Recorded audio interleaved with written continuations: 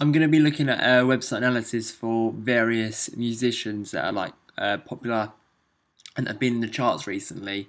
The first one I'm going to be looking at is Rihanna's website, which is heavily branded upon her logo and her style of music. And I'll just flick through the couple of screenshots I got here.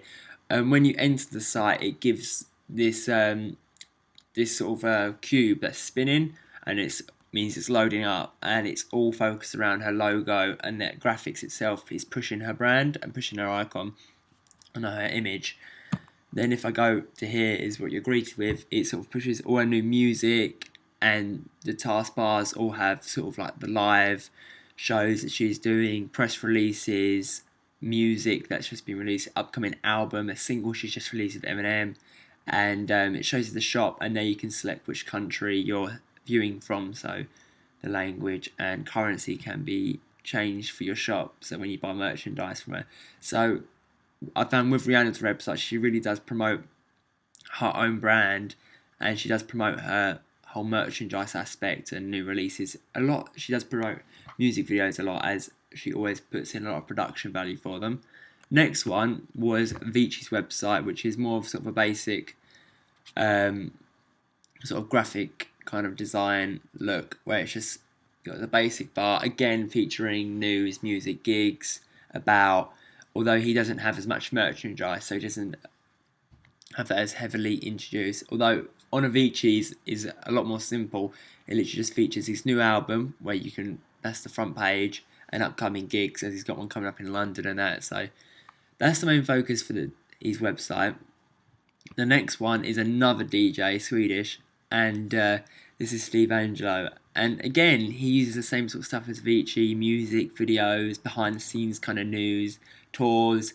And then with Steve Angelo, he's got more of the Facebook, Twitter information kind of promoted on the front page, where if I go back to Avicii, he's only got follow on Spotify at the top there, but that's probably promoted by Spotify, as that's a premium kind of payment membership. Um, I've noticed with the DJs that they do kind of go for more simplistic image. You're greeted with kind of like a photograph kind of effect. And then moving on to Drake, which is a rapper, Canadian rapper.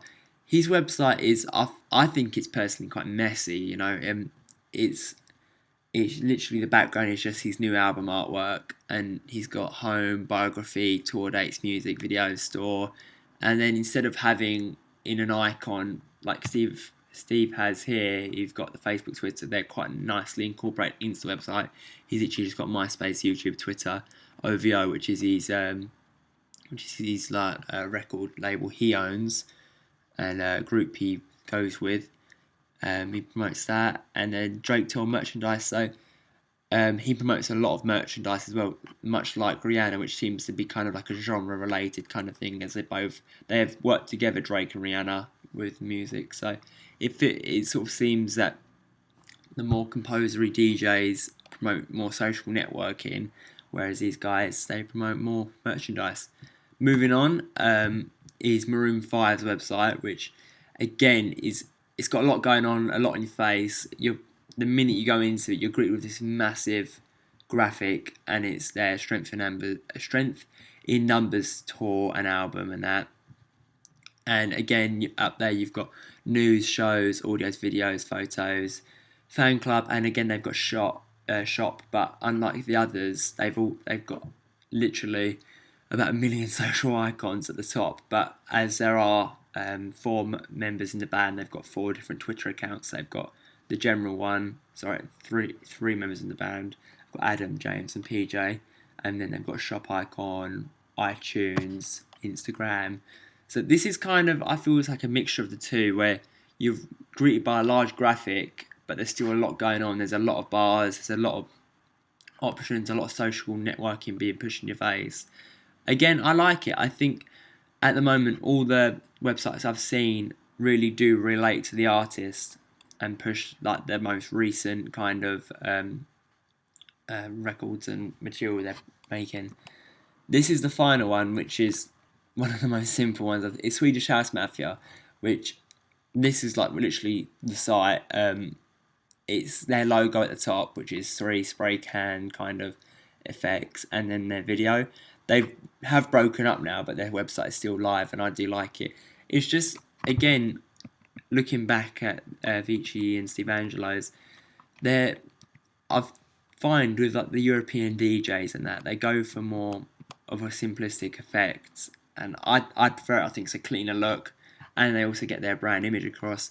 But whereas like the American, more mainstream stars, you could say, they go for a more in-your-face kind of really push their latest look, sort of look, if that's kind of a way to put it. I think when we do our website for Dave Anki, we're going to try and incorporate a bit of both. We want to keep the nice graphic design look, but incorporate colour and kind of push it in your face. Where as a website like Steve Angelo's, you could get mistaken for a photographer. But I think Avicii's a nice mixture of both. You've got his latest stuff, you've got gigs, you've got colour, but it still kind of maintains that kind of genre feel to it, the house music, electro music feel. And yeah, that's the website's been looking at. There's seven images there, and there's kind of like our 6 main ones we're looking at. We've also been researching digipacks, and we're just working on the new sort of like branding of Dave Anki at the moment.